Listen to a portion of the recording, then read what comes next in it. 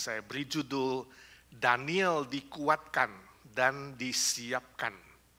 Mari kita membaca bersama-sama Daniel 10 ayat 15 sampai 21.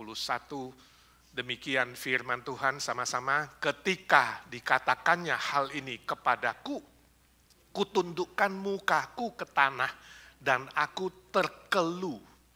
Tetapi sesuatu yang menyerupai manusia menyentuh bibirku. Lalu kubuka mulutku dan mulai berbicara.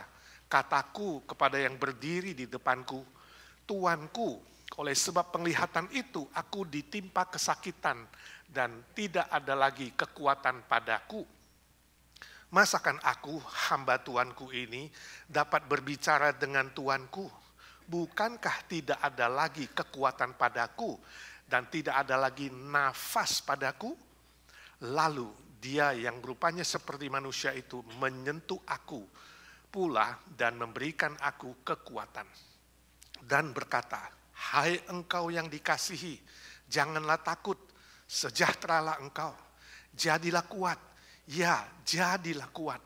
Sementara ia berbicara dengan aku merasa kuat lagi dan berkata, berbicaralah kiranya Tuanku, sebab engkau telah memberikan aku kekuatan. Lalu katanya, tahukah engkau mengapa aku datang kepadamu? Sebentar lagi aku akan kembali untuk berperang dengan pemimpin orang Persia. Dan sesudah aku selesai dengan dia, maka pemimpin orang Yunani akan datang. Namun demikian, aku akan memberitahukan kepadamu apa yang tercantum dalam kitab kebenaran. Tidak ada satupun yang berdiri di pihakku dengan tetap hati melawan mereka, kecuali Mikael, pemimpinmu itu. 11 ayat 1. Seperti dahulu aku juga mendampinginya untuk menguatkan dan menyokongnya, yakni pada tahun pertama pemerintahan Darius, orang Media itu. Berbahagialah orang yang membaca firman Tuhan dan mengerti dan melakukan di dalam hidupnya. Saudara, diceritakan ada seorang bapak, katakanlah namanya Otong, dia sakit gigi. Sudah beberapa hari ya, dia sakit gigi tapi dia takut ke dokter. Sebab dia udah bayangin, waduh nanti kalau gigiku dicabut pakai tang, itu sangat mengerikan. Tapi ternyata giginya nggak tambah sembuh, justru tambah sakit dari hari ke hari. Bahkan malam pun dia sulit tidur.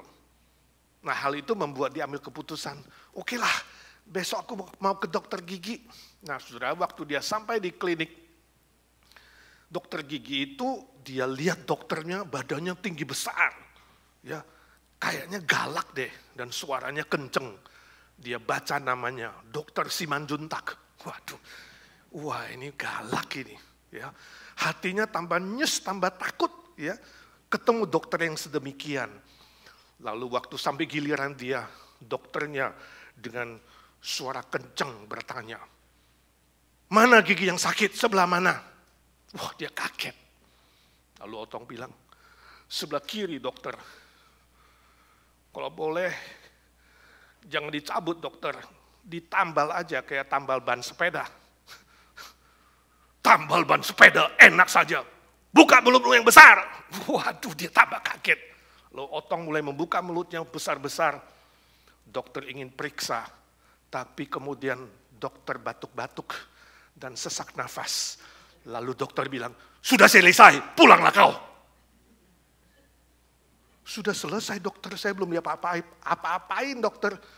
Ya, sebab mulutmu bau seperti kentut. Kamu pasti makan jengkol, makan pete. Aku tidak tahan, pulanglah kau. Saudara, ini hanya humor saja. Saya nggak tahu saudara apakah pernah mengalami seperti Otong. Waktu mulut saudara berbau, mungkin makan jengkol, makan pete, atau waktu sakit sariawan, panas dalam, orang-orang dekat kamu langsung menjauh. Karena nggak siap ngomong dengan kamu. Atau ada yang langsung marah seperti si dokter Simanjuntak itu. Ya, saya tidak tahu. Tapi yang pasti hari ini kita melihat apa yang dialami oleh Daniel.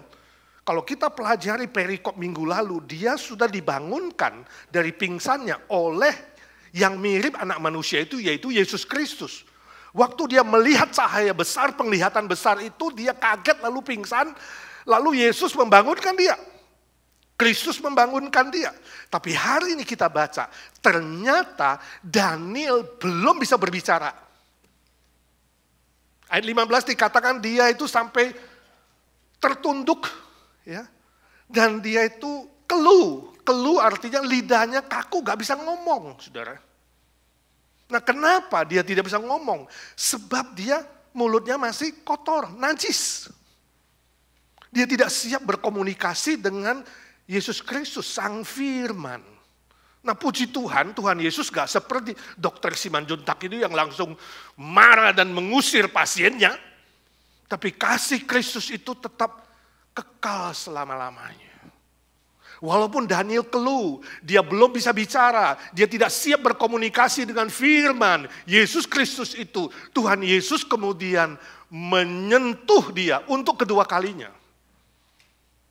Sehingga dia bisa berbicara dan berkomunikasi dengan Kristus. Itu di ayat 16 sampai 17. Bibir Daniel, bibirnya disentuh oleh Yesus Kristus. Nah, sentuhan dari Tuhan Yesus itu menguduskan mulutnya, menyucikan mulutnya, lidahnya yang keluh, yang tidak bisa bicara jadi bisa bicara, yang tidak layak, yang tidak siap berbicara dengan Sang Firman dan tidak siap untuk melayani Sang Firman.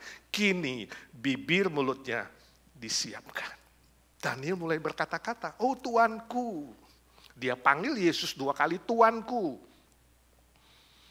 Istilah Tuanku dalam bahasa aslinya adalah Tuhanku. Mirip. Lord and Master. Ini sama.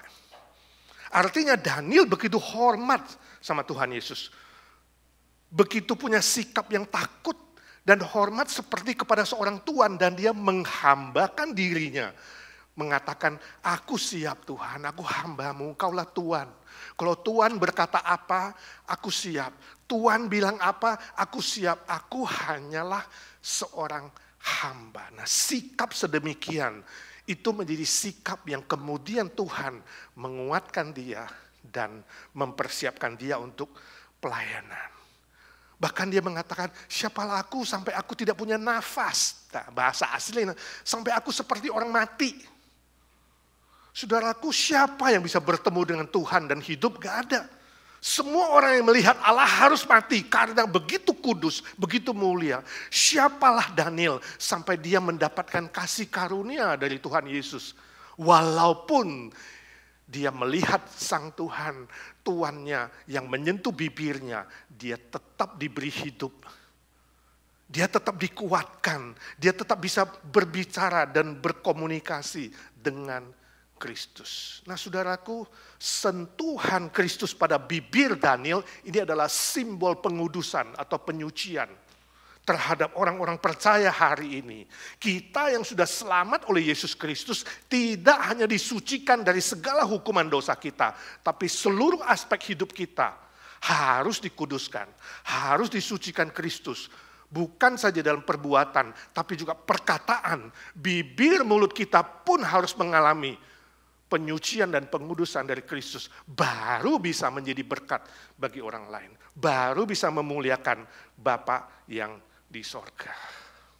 Kalau kita bandingkan dengan Yesaya pasal 6 ayat 5-7, firman Tuhan mengatakan, Yesaya pun ketika dia melihat kemuliaan Tuhan, dia merasa bibirnya najis. Tuhan, aku tidak layak. Kemudian Tuhan mengirimkan malaikat kudusnya, menyentuh bibir daripada Yesaya, dan dia kemudian siap melayani Tuhan.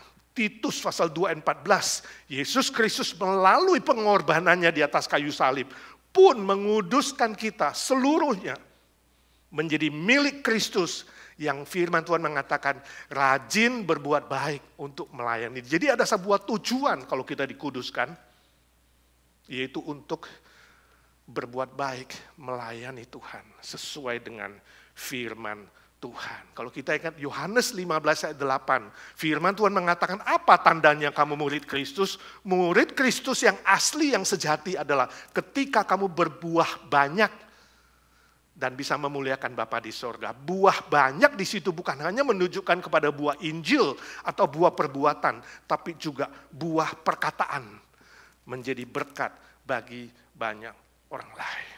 Ayat pembimbing kita tadi 1 Petrus pasal 2 ayat 9, kita dipilih, kita dikuduskan oleh Tuhan. Ada sebuah tujuan, yaitu apa?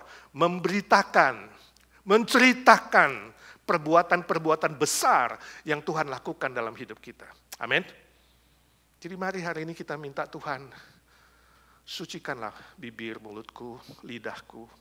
Aku ingin menceritakan hal-hal yang baik, perbuatanmu yang besar, yang memuliakan Bapa dan menjadi berkat untuk orang lain.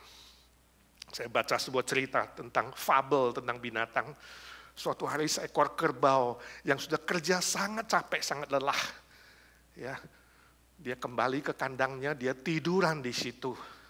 Kemudian datanglah temannya anjing, bertanya kepada dia, kamu ada apa? Dia bilang, aduh aku hari ini capek sekali.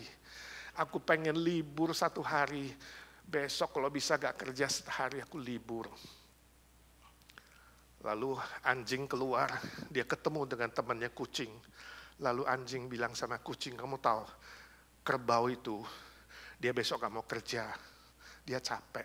Sebab apa? Bos kasih dia kerjaan terlalu banyak. Lalu kucing mendengar itu, dia keluar lagi. Dia kemudian ketemu dengan kambing. Dia bilang sama kambing, you tahu tidak, ya si kerbau itu katanya dia tidak mau kerja, kerjaan terlalu banyak. Ya, dia sekarang kalau bisa gak mau kerja lagi lah. Ya, kasih kerjaan lain, cari kerjaan lain. Lalu kambing jumpa ayam, dia bilang sama ayam, dia bilang, you tahu nggak, ya si kerbau nggak mau kerja lagi, mungkin sekali dia mau cari bos yang lain. Kemudian ayam ketemu monyet, lalu dia bilang, kerbau nggak mau kerja untuk bosnya, sebab katanya bos lain lebih baik.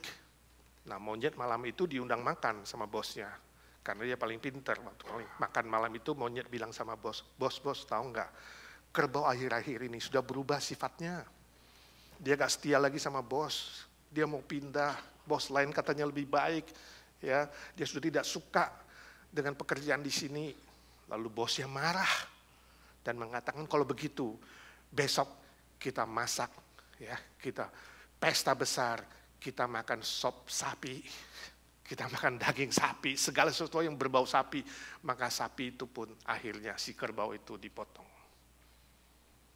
Saudara, ini adalah contoh sebuah cerita berantai yang bisa berakibat fatal hanya karena apa? Perkataan. Hanya karena lidah. Kalimat awal dari kerbau adalah, saya capek sekali pengen istirahat 1 hari. Tapi ujungnya apa? Kerbau sudah tidak setia, dia gak suka sama bos. Ada bos lain lebih pintar. Sangat bahaya saudara. Perkataan yang berantai ya bisa berubah menjadi bahaya bagi teman, termasuk teman baik. Nah, aplikasinya buat kita apa, saudara? Yang pertama, ya, aplikasi dari cerita ini, jangan suka meneruskan kata-kata orang lain. Kalau saudara mendengar sesuatu, stoplah sampai telinga saudara. Jangan cerita lagi kepada orang lain.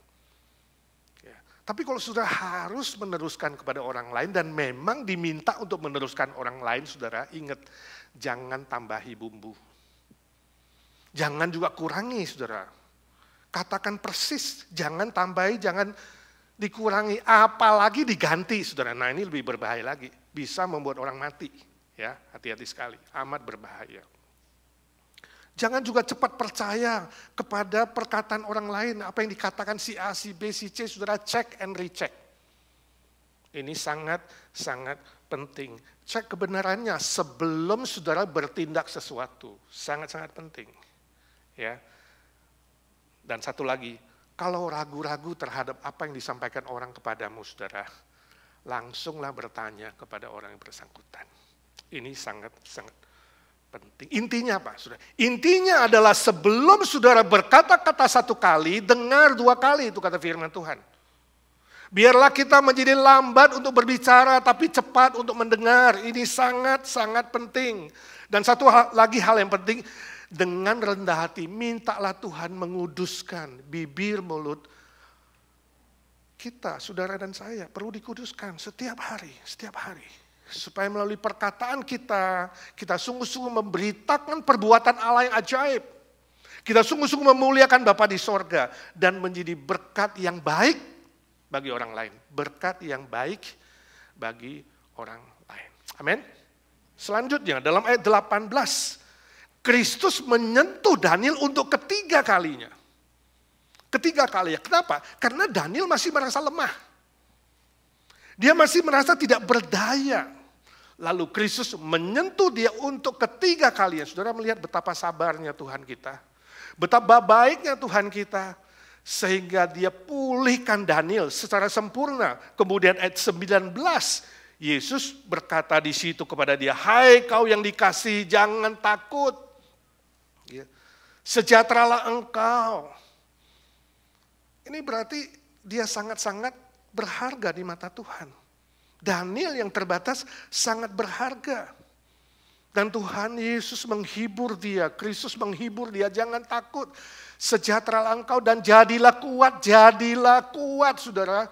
Hidup dalam dunia ini penuh dengan tantangan, kesulitan, cobaan, ujian yang membuat kita lemah. Letih, lesu, berbeban berat, susah. Itu sebabnya Matius 11 ayat 28, Yesus berkata, "Mari kepadaku yang letih, lesu, dan berbeban berat." Oh, tadi Ira sudah singgung soal mereka yang ada di Israel, di Gaza itu letih, lesu, berbeban berat, penderitaan berat.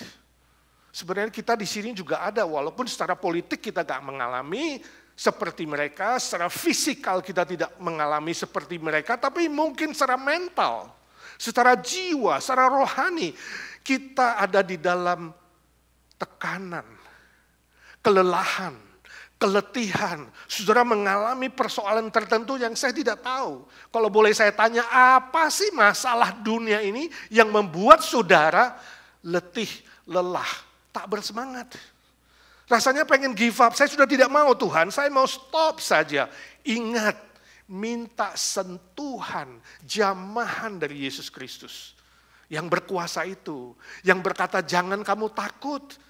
Aku beri kamu sejahtera dan damai, supaya kamu bangkit dan kuat. Dan sekali lagi diulangi, jadilah kuat. Saudara, kalau diulangi 2 kali, dalam perkataan Tuhan itu berarti sangat penting. Jadilah kuat. Kadang-kadang kita lemah. Pak Edi, kamu gak mengerti, saya ini lemah. Bahkan doa pun sudah gak bisa. Ingat, Roma 8:26, firman Tuhan berkata bahwa Kristus tadinya bukan menguatkan kita saja dengan firman, tapi dengan rohnya, Roh Kudus yang diutus, yang tinggal di dalam kita. Roh Kudus akan menolong kamu berdoa, akan menyampaikan keluhan-keluhanmu, kesusahanmu, penderitaanmu, disampaikan kepada Bapa di sorga ketika kamu tidak bisa berdoa. Jadilah kuat di dalam Tuhan. Saya baca cerita tentang 2 senior suami istri yang memasuki usia 90-an. 93 sama 91 lah, 90-an seperti ompol. Ya, 90-an. Ya. Sama-sama ke dokter dan dokter cek mengatakan dua-duanya sehat. Puji Tuhan. Cuma kurang 1, ya, ingatannya berkurang. Jadi dokter bilang, mulai hari ini saya anjurkan kalian berdua, supaya gak sering lupa, tolong dicatat, ditulis, jadi gak sampai lupa. Mereka setuju. Lalu dua-dua pulang ke rumah, ya, sampai ke rumah, lalu malamnya nonton TV.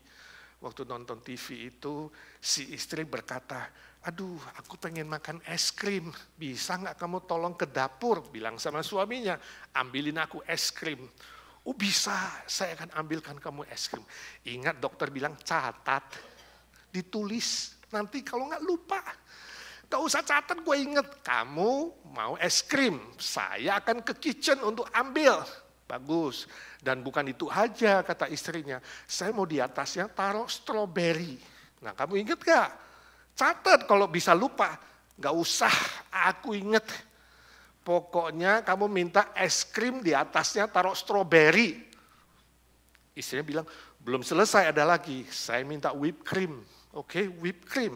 Ingat, mau catat gak? Bisa lupa gak kamu? Dokter udah bilang catat.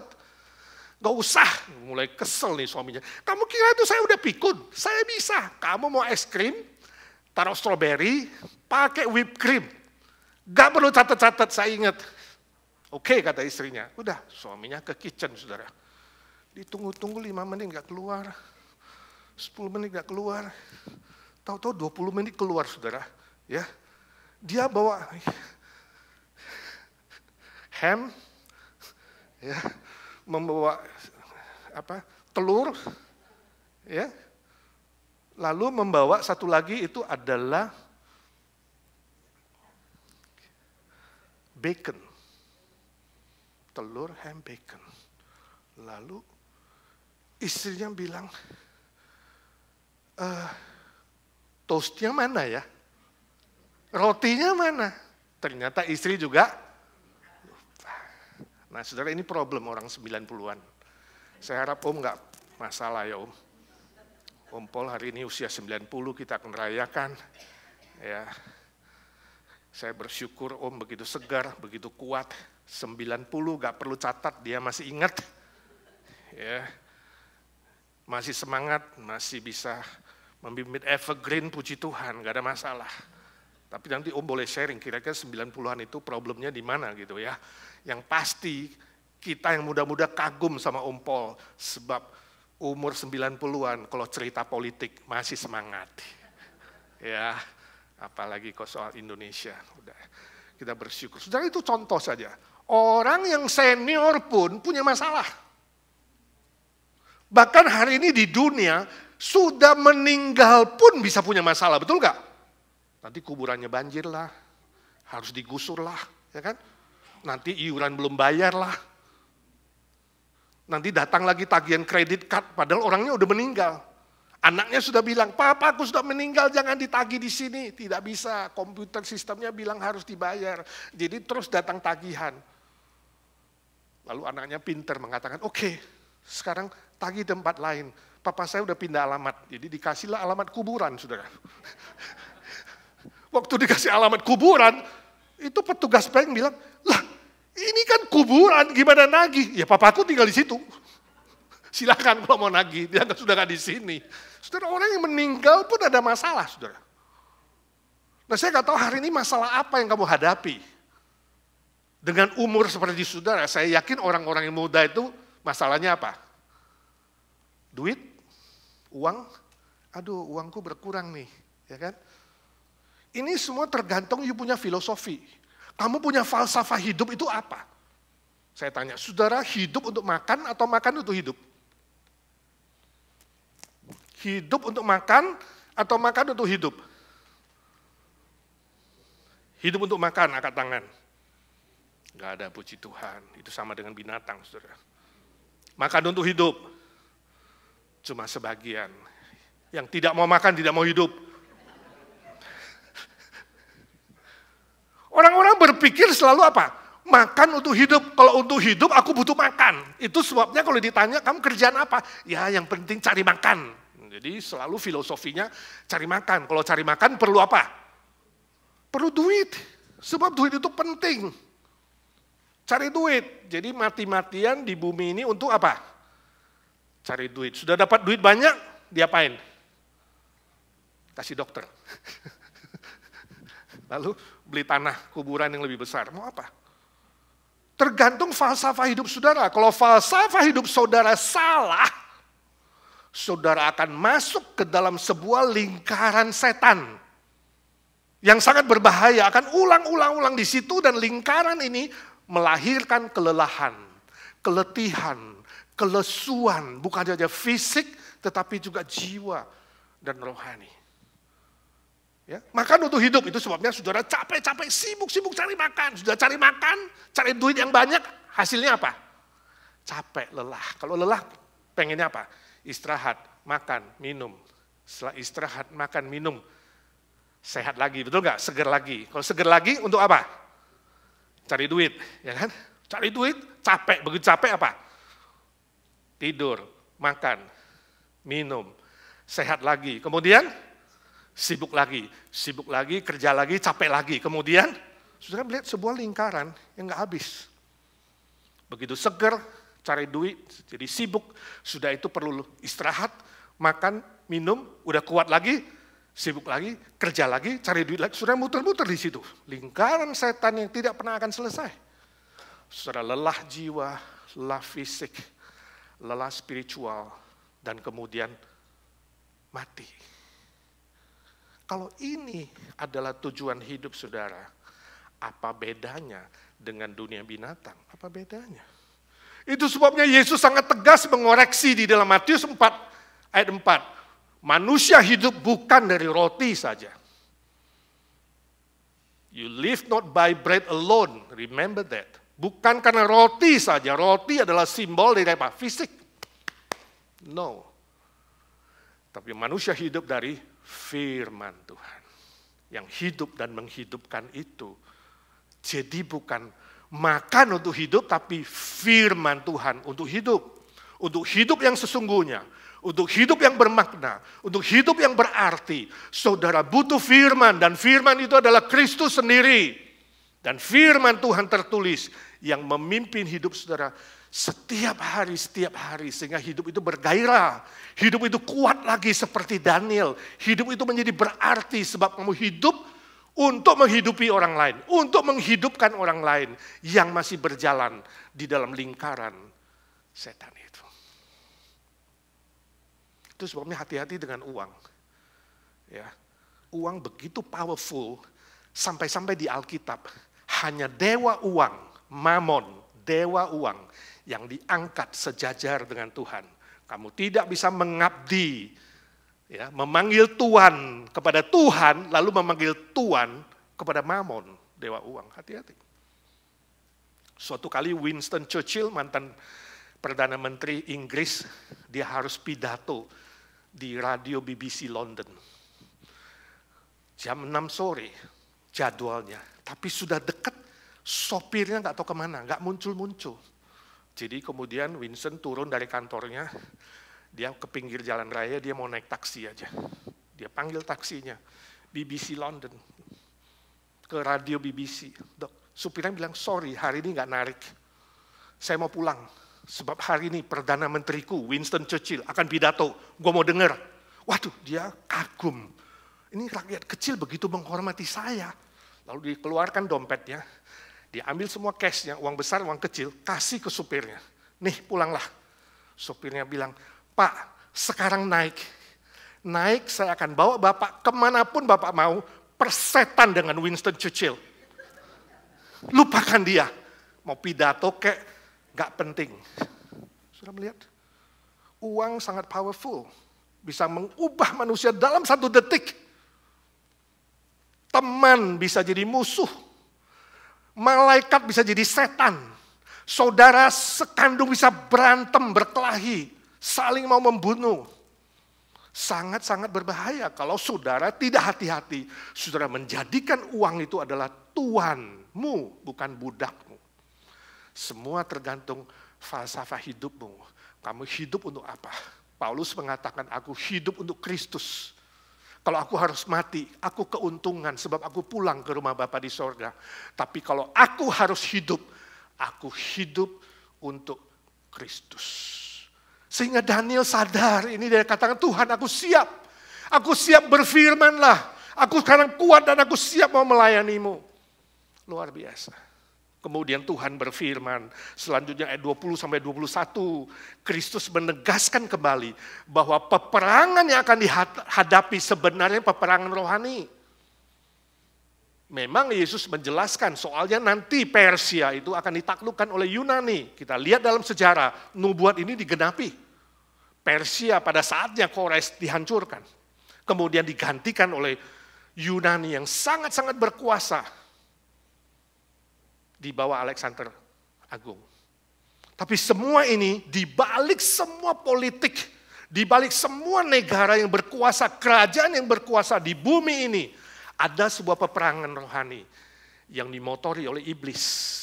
Itu makna 21, 20, dan 21. Sehingga firman Tuhan berkata, semua nubuat itu sudah dicatat di dalam kitab kebenaran. Saudara, kitab kebenaran itu, saudara bisa baca di Mazmur 139. Kitab kebenaran mencatat semua itu, artinya apa?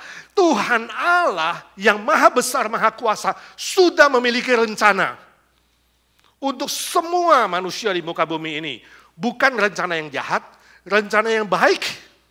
Sebab Tuhan Allah yang sejati adalah Tuhan yang baik, bukan yang jahat. Semua kerajaan di bumi di bawah kontrol dari Tuhan Yesus, Sang Raja segala raja. Itu sebabnya Tuhan berfirman kepada Daniel, nanti kamu akan melihat bagaimana Israel dipulangkan ke Yerusalem. Ini janji Tuhan dan digenapi di bawah Koresi. Jadi saudara, saya ingin saudara melihat hari ini bahwa kepulangan Israel dibebaskan dari perbudakan di Babel, kembali ke negaranya, bukan jasanya Kores, bukan. Tapi di balik itu ada rencana Tuhan menggenapkan janjinya, memulihkan Israel. Bukan karena hebatnya Kores, jasanya bukan karena Kores.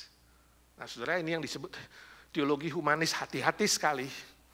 Ada teolog yang berkata, kenapa kita bisa selamat oleh Yesus Kristus naik ke atas kayu salib? Jasa siapa kalau Yesus naik ke atas kayu salib? Jasa siapa? Yudas Iskariot. Kalau bukan Yudas Iskariot menjual Yesus, gak mungkin Yesus naik ke atas kayu salib. Ini teologi salah, saudara. Ini keliru. Yesus naik ke atas kayu salib mati untuk kita, bukan jasanya Yudas. Hati-hati saudara. Ya, ini teologi yang salah. Telah mengagungkan kejahatan.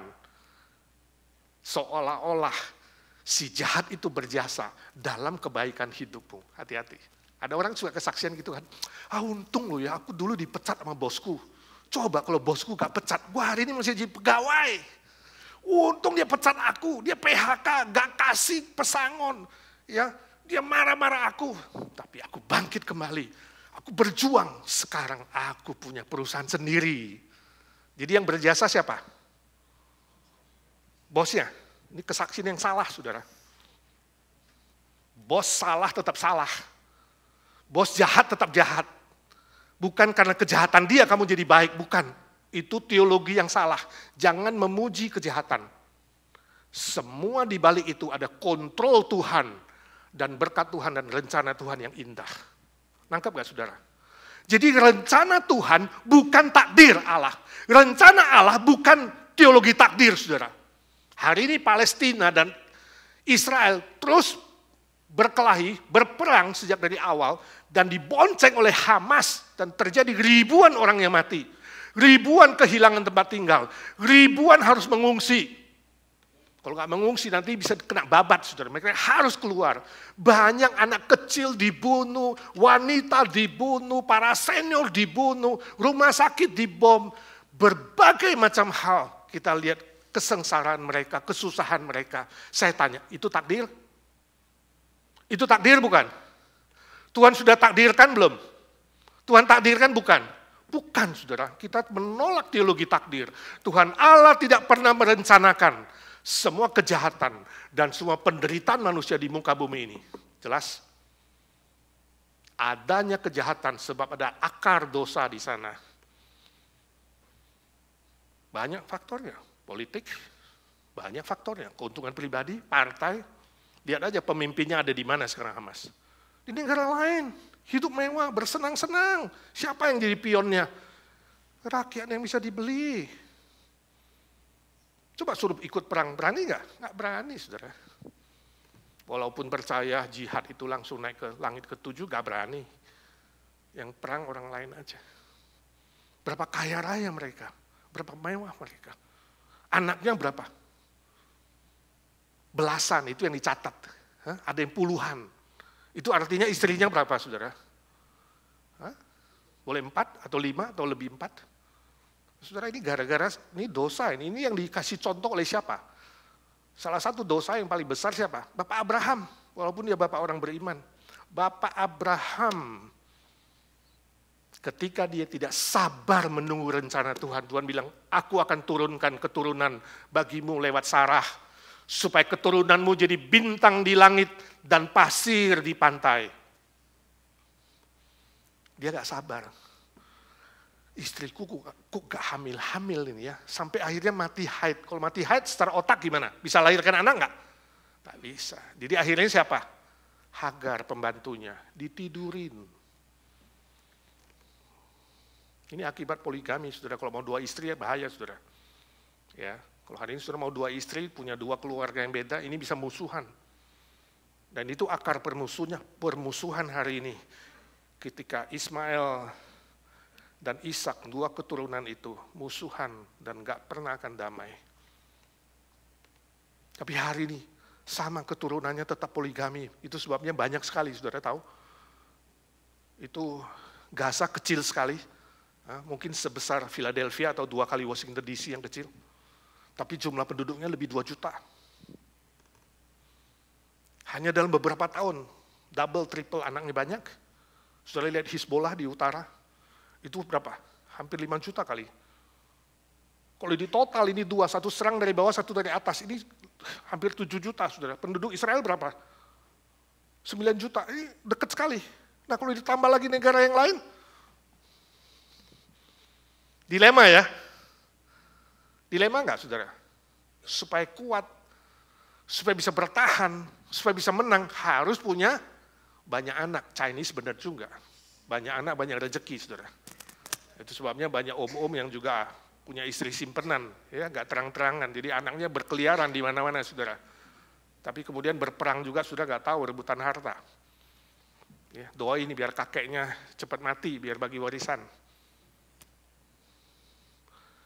Negara yang anak mudanya tidak mau melahirkan anak dalam 20 tahun atau 25 tahun akan musnah. Hilang.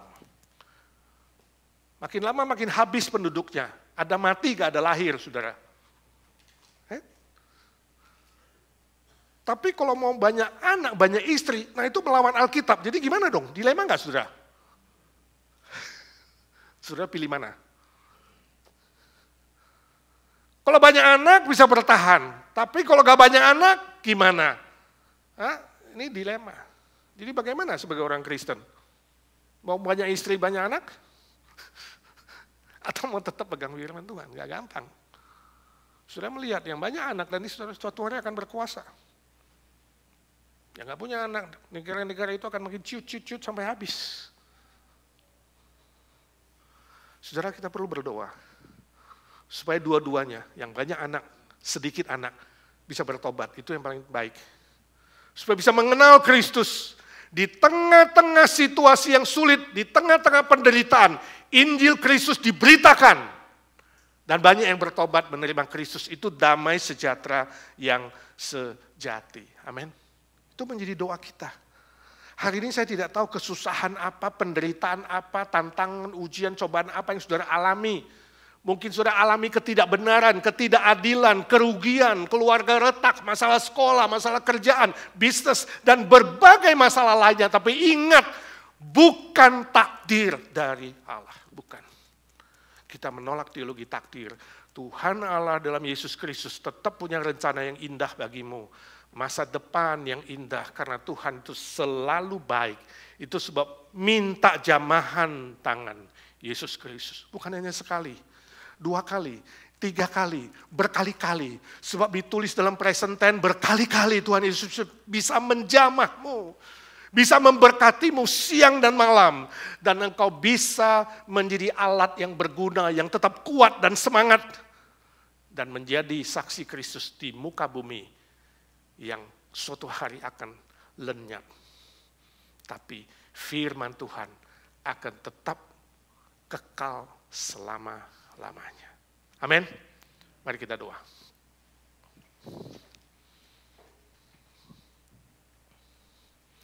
Ya Tuhan Yesus, suara hamba-Mu sudah berhenti. Biarlah suara Roh Kudus terus berbicara di hati kami. Memakai kami, menyucikan kami, melayakkan kami. seluruh aspek hidup kami, perkataan, perbuatan, tujuan, motif, filosofi of life, falsafah hidup untuk terus hidup sesuai firman. Pegang janjimu yang selalu baik, yang selalu indah.